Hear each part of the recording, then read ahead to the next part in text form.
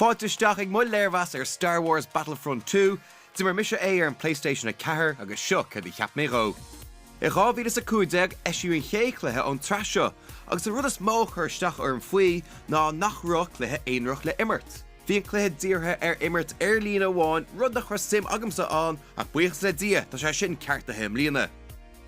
Ag díú an scéal éonrach blachan éimóir rol Aiden Versio, canar grúpa Imperial Special Forces. Gan an scéal a bhile uirí, feicim was an character seo ag fásas ag ferber trídach lethe le cúpla casa das. Tá amananta ina bhfuil an scéal beaggáín scapathe agus intúrtha agus ní bhharann sé bhád a neirad, nílach thart ar 5 uirchlaigh ar fáil na thomláine. Ach, tá riont mission go lecha tú rol character móra le rá freisin ar nós Luke Skywalker agus Kylo Ren agus is mór an sport iad. Tá immert lína fós an láidir ar Battlefront 2 agus an óchlathe imróra ar an rud is iontaí faoi. Níl tadan níos fearr na bheith cogaíoch sa spás le imróí eile. Mó na eile hasamach ná an Galactic Assault ina míon sús le 10 duine ag immert, chumá le Blitz agus Strike le bé mar haidirí cuise ag tríde gona chéile. Ceann eile hasamach ná an Mo Arcade.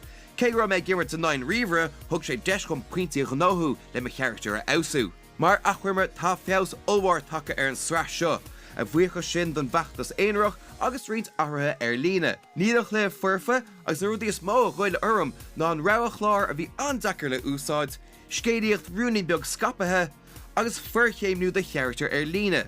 É sin ráite tá lán rudaí dearfacha freisin ar nós na graphic agus an uimach go háirithe chumá leis an rabha móna lína.